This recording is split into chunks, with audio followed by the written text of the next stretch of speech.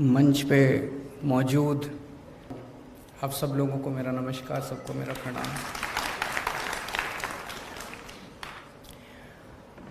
आज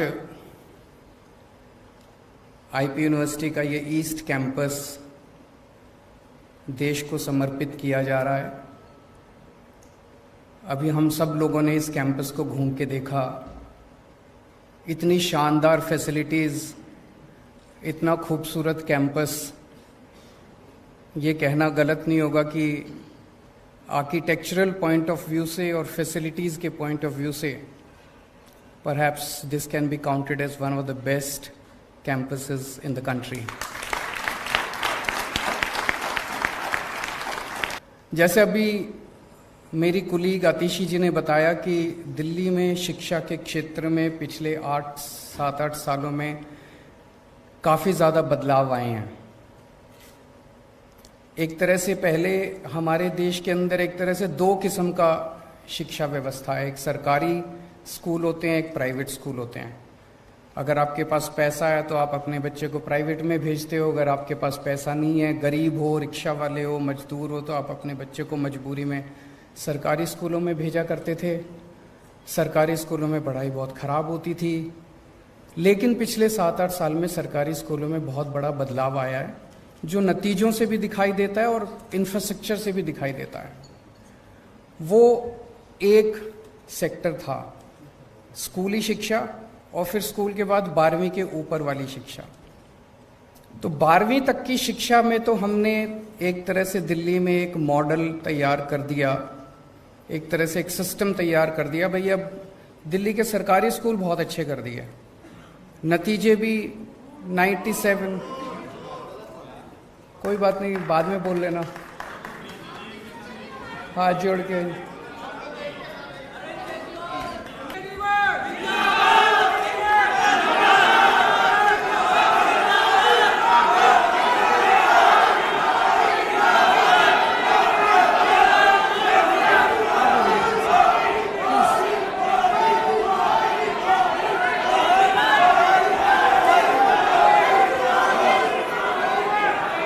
काश अगर इन नारों से शिक्षा व्यवस्था अच्छी हो सकती तो बहुत 70 साल में हो गई होती। मेरी आप लोगों से हाथ जोड़ के निवेदन है, इस पार्टी वालों से भी और इस पार्टी वालों से भी, दोनों पार्टी वालों से निवेदन है, मेरी 5 मिनट बात सुन लो। नहीं पसंद आए तो बाद में नारे लगा लेना। एक बार बोल तो एक मिनट, अब बैठ जाओ, सब लोग बैठ जाओ, सब लोग बैठ जाओ, बैठ जाओ, सब लोग बैठ जाओ, बैठ जाओ, सब लोग बैठ जाओ, सब लोग बैठ जाओ। तो एक तरह से 12वीं तक अपने पास अब एक सिस्टम है। अगर आपके पास पैसे नहीं भी हैं तो आपको अच्छी शिक्षा मिलेगी। आप सरकारी स्कूल में भेज दो, आपके बच्चे को अच्छी शिक्षा मिलेगी। अब अपने को 12वीं के बाद की शिक्षा के ऊपर ध्यान देने की जरूरत है। दिल्ली में हर साल लगभग 2.5 लाख बच्चे 12वीं पास करते हैं। इसमें से लगभग 1.5 लाख बच्चे सरकारी स्कूलों से निकलते हैं, 1 लाख बच्चे प्राइवेट स्कूलों से निकलते हैं। जब हमने जिम्मेदारी संभाली थी 2015 में, तो उस वक्त 12वीं के बाद सारे कॉलेजेस मिला के, और डीयू का भी एक स्टेटिस्टिक्स लिया गया। डीयू में जैसे जो दिल्ली सरकार की यूनिवर्सिटीज हैं, उनमें तो 85% सीट जो हैं वो दिल्ली के बच्चों के लिए रिजर्व हैं। लेकिन डीयू के अंदर सीटें रिजर्व नहीं है। तो एक एस्टीमेट बनाया गया भी दिल्ली के बच्चों को कितने एडमिशन होते हैं दिल्ली यूनिवर्सिटी में, वो सारा मिला लिया जाए तो एक रफ एस्टीमेट ये है कि 2.5 लाख में से 1.1 लाख बच्चों के लिए दिल्ली में सीट अवेलेबल थी। तो एक तरह से 1.4 लाख बच्चों का डेफिसिट था। पिछले 7-8 साल के बाद अंदर ये 1.1 लाख से हम इसको 1.5 लाख तक ले जा पाए हैं। आज 1.5 लाख बच्चों के लिए 12वीं के बाद सीट अवेलेबल है। अभी भी 1 लाख का डेफिसिट है। हमें अभी 1 लाख और बच्चों के लिए सीट्स क्रिएट करने की जरूरत है। लेकिन सबसे बड़ी इशू उठता है और वो ये है कि पढ़ लिख के बाद भी, पढ़ने लिख के बाद भी अगर नौकरी नहीं मिले तो फिर एक मन में प्रश्न तो उठता है कि क्या शिक्षा सार्थक थी जो हमने पढ़ाई लिखाई की, अपर एजुकेशन। आज सबसे इंपॉर्टेंट चीज एक युवा के सामने यही है, jobs jobs jobs and jobs. अगर जॉब्स नहीं मिलेंगे, पढ़े लिखे हाथ में डिग्री लेके घूमने से कोई फायदा नहीं है। और ये सारा सिस्टम 1830 ईस्वी में मैकॉले ने बनाया था। उसके पहले जो भी भारतीय सिस्टम था, हमारे देश में एजुकेशन का सिस्टम था, जो मैंने पढ़ा है, बताते हैं बहुत अच्छा सिस्टम था अंग्रेजों के आने के पहले। गांव गांव के अंदर स्कूल थे, जो आचार्य का सिस्टम था, चाहे राजा का बेटा हो चाहे रंग का बेटा हो, सारे एक ही साथ स्कूल में आके रहते थे। और फिर इन्होंने सारा हमारा एजुकेशन सिस्टम तहस नहस कर दिया अंग्रेजों ने आके 1830s के अंदर मैकॉले ने और उन्होंने जो शिक्षा व्यवस्था बनाई, वो शिक्षा व्यवस्था भारत के लिए नहीं बनाई थी। वो सारी शिक्षा व्यवस्था उन लोगों ने बनाई थी क्लर्क पैदा करने के लिए, कि पढ़े लिखे क्लर्क पैदा होंगे और वो अंग्रेजों की सेवा करेंगे। अनफॉर्चुनेटली आजादी के बाद हमने इसमें शिक्षा व्यवस्था में मूलचूल परिवर्तन नहीं किया। आज वही शिक्षा व्यवस्था चल रही है। हम बीए करते हैं, हम बीकॉम करते हैं, हम ये डिग्री, फलानी डिग्री, बीएससी करते हैं, नौकरी नहीं मिलती। तो नौकरी नहीं मिलती, फिर डिग्री करने का क्या फायदा? अब हमें कुछ ना कुछ करके हम लोगों को ऐसी शिक्षा देनी पड़ेगी जो कि अल्टीमेटली आपको रोजगार दिलवाए। मैं अभी पढ़ रहा था, मैं अभी डॉक्टर साहब से डिस्कस कर रहा था, यहां पे अब जो शिक्षा देने का प्लान किया जा रहा है, वो लग रहा है कि शायद यहाँ पे डिजाइन के ऊपर आपको सिखाया जाएगा, ऑटोमेशन पे सिखाया जाएगा, आर्टिफिशियल इंटेलिजेंस पे सिखाया जाएगा, रोबोटिक्स पे सिखाया जाएगा, इनोवेशन पे सिखाया जाएगा, मशीन लर्निंग पे सिखाया जाएगा, डेटा मैनेजमेंट पे सिखाया जाएगा। ये सारी चीजें आज तकनीकी युग के अंदर ये डिमांड है सोसाइटी की। मुझे उम्मीद है कि यहां से निकलने वाले बच्चों को तुरंत नौकरी मिलेगी। लेकिन मेरा यह मानना है कि हर यूनिवर्सिटी के वाइस चांसलर की अकाउंटेबिलिटी इसी बात से फिक्स होनी चाहिए कि आपके निकलने वाले कितने बच्चों को नौकरी मिली। यह जरूरी होना चाहिए, सबसे इंपॉर्टेंट है। अब मैं इस पे एक चीज आप लोगों के सामने रखना चाहता हूं।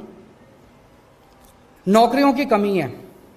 सारे बच्चे अगर निकल के नौकरियां ढूंढने लग गए तो नौकरियां नहीं है इस देश के अंदर। हम बार बार ये कहते हैं कि हमें नौकरी ढूंढने वाला नहीं, नौकरी देने वाला बनना है। उस दिशा में अब अपने को अपनी शिक्षा व्यवस्था को ले जाना पड़ेगा।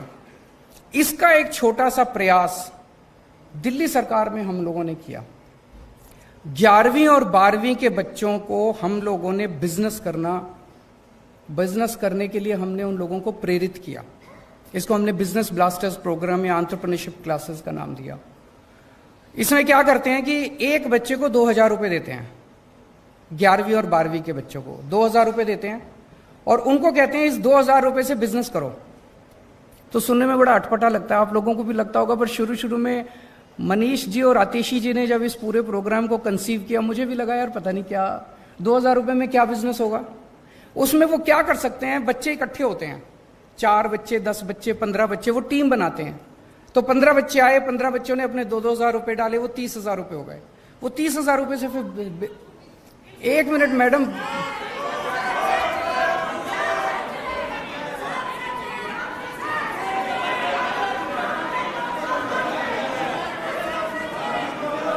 अगर ऐसे डिस्टर्ब करेंगे तो हम बात ही नहीं कर सकते फिर।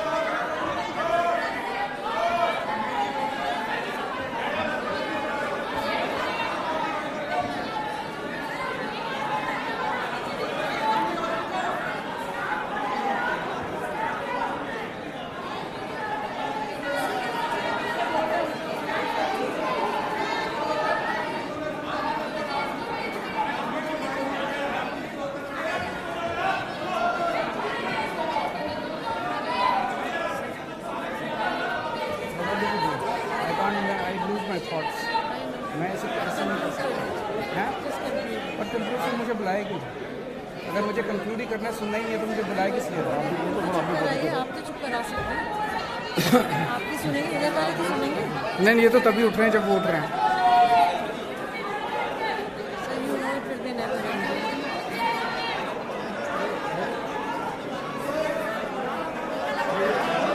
Can we hear what sir has to say, please? Can we hear what sir has to say? Please stop.